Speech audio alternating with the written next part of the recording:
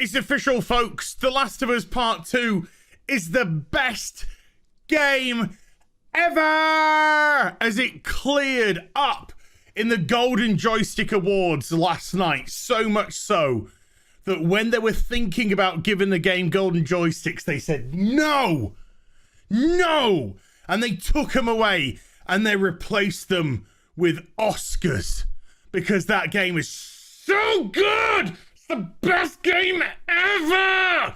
But then they said, no, that's not good enough. It's not good enough for this amazing game, which is just the best ever. And so they took away the Oscars and they replaced it with 6 Jesus Christs on crucifixes dying for our sins because it's the best game ever!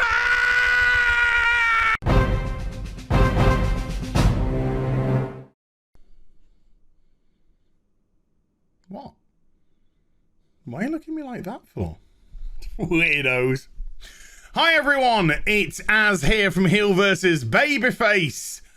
Last night were the Golden Joystick Awards, and predictably, absolutely. I did a video recently about The Last of Us Part 2 at the Game of the Year Awards, and I predicted that it would clean up. Why is it going to clean up? Because, of course, it's the most progressive game, and of more to the point, I think. It's the game that gamers didn't like for the most part. They really didn't. If you like this game, well, you know, there are liars in this world. But if you think you like this game for some reason, I objectively don't see how. I truly don't. The stories are mitigated garbage. The gameplay's okay. It's fine. It's serviceable, but it's nothing breaking. The characters in the game are god-awful to terrible. The treatment of the wonderful Ellie and Joel from the first game is abysmal. So yeah. I've been into it. You've seen all the videos I've done. But first and foremost, I just want to start off by saying a couple of things. Number one, Neil Cuckman is a horrible person. A horrible, disgusting person. He took a beloved franchise, and because he's so egotistical, narcissistical, selfish, self-absorbed, egomaniac, he wanted to break that. He wanted to break everything that people loved. And he wanted to create his own post-apocalyptic, progressive game. And that just in itself is so pathetic to hear. And if you've played it, and I had to play it because Critical Drinker made me, but we had some good conversations because of it, good stream because of it. The way that they handled the trans character was god-awful. It was pathetic. The trans character got them into terrible trouble, was terribly selfish. The game taught me, did it tell me how to be tolerant? I'm already tolerant. This is the hilarity of everything. No, the game actually told me to fear psycho people like Ellie and a gay girlfriend and the trans character. It told me to be fearful of them, not tolerant, because they're all psychopaths, every last one of them in the game. And so when you take a beloved franchise like The Last of Us, when we've been waiting 7 years for the sequel, and you reduce it down to what Cuckman reduced it down to, and having played it, yeah, it did. It absolutely lived up to that terrible rep that we thought it was going to be. That leaked storyline, for the most part, was correct, bar just a couple of end details right at the end of the game. But nothing like massively drastic. But yeah, all the leaks were pretty much spot on. In actual fact, they didn't prepare us for how bad it was truly going to be. A miserable, boring, dull affair of a video game. I personally gave it 4 out of 10. I thought the gameplay was serviceable. Like I said, it was fine. It was all right. Nothing, like I said, amazing, but it just did its job. But the world looked lovely. So the art department did do a cracking job. It did look lovely. But as regards to the acting, I couldn't really judge the acting because the script was so poor and the story was so poor and diabolical that when you got characters, when you got actors trying to act it out, it just came across as so bad. It felt like a novella, you know? Previously on The Last of Us Part 2, Ellie, you're gonna take my girlfriend? Oh no, is there?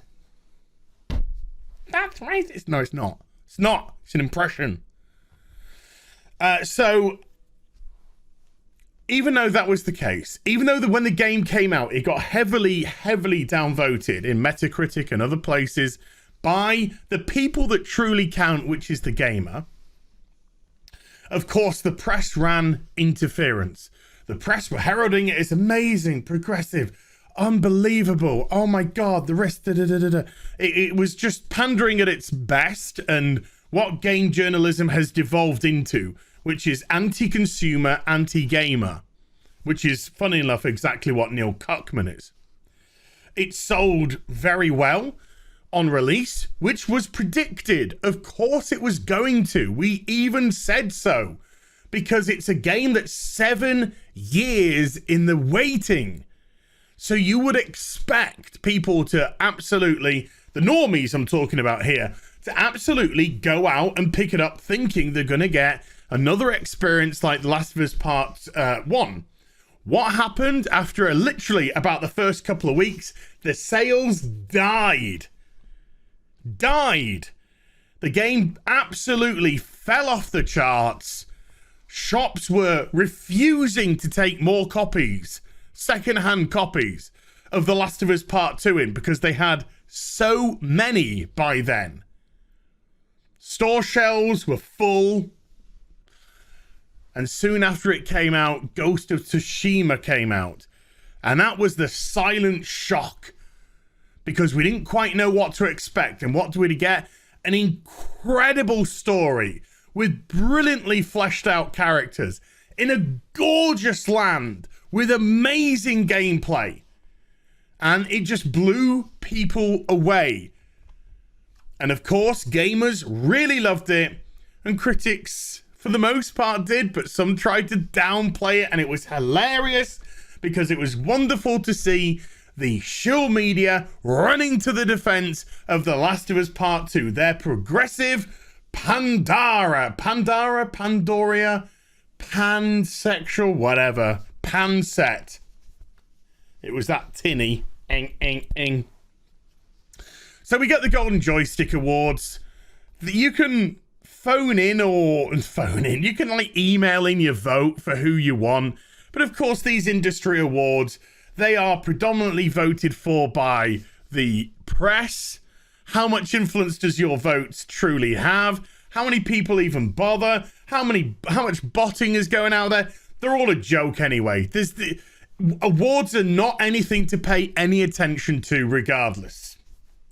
Unless, of course, they're for me, in which case I'd like to thank my manager. I'd like to thank my fam. Sorry, getting ahead of myself. I'm waiting for that day. So here we go. What happened at the Golden Joystick Awards? Well, the Golden Joystick Awards have officially finished with The Last of Us Part 2 taking home a record-breaking 6 trophies.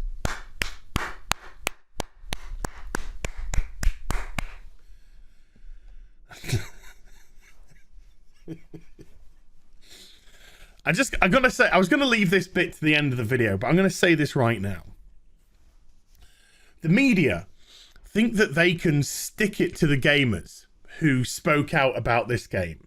They think they can stick it to the gamers that said, oh, I ain't touching this, after hearing and seeing the reviews. They think that by showering this game with platitudes and awards and plastic trophies, that it will vindicate the game. But the beauty is, Neil Cuckman knows that his game is a piece of dog shit. And people, proper gamers, think exactly that. And it's in here, and it's never going to leave here. It's living rent-free in his head.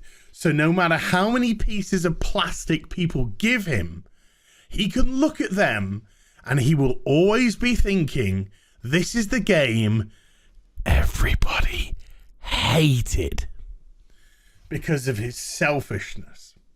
So what did it pick up in the awards section? Best storytelling. That is laughable. The story was garbage. Hot garbage. Final Fantasy Remake, 7 Remake had a much better story. Ghost of Tsushima had a much better story. I didn't play the other contenders. My friend says Hades is amazing. But I can't personally comment because I haven't played it. Where else did it win? Best visual design. I believe it looked nice. It looked lovely. There's no denying that. Personally, I think Ghost of Tsushima looked better. I even think Final Fantasy VII Remake looks better. The one thing that they had was variety, and the one thing that Last of Us Part 2 didn't have variety. It was one note, miserable, destroyed Seattle, i.e. current day Seattle. That's not nice. That's not nice. So yeah, it did look good, but was it the best? I personally wouldn't say so, but that's objective. Subjective, sorry. Best audio? Get out of here. Final Fantasy VII, much, much better audio than that. PlayStation Game of the Year? No. Ghost of Tsushima, Final Fantasy VII Remake, both of those better games. No doubt about it. Ultimate Game of the Year? Of course not. Pandering. So what's that? 1, 2, 3, 4, 5. Where's one? I'm missing one somewhere. Or maybe they haven't even put it down. I don't know. 1, 2, 3, 4, 5. I know. And they're missing one. So another award for something. Maybe best fart smell. Neil Cuck. Oh, yeah. I think Naughty Dog won best studio if it's not up there. Best Naughty Dog.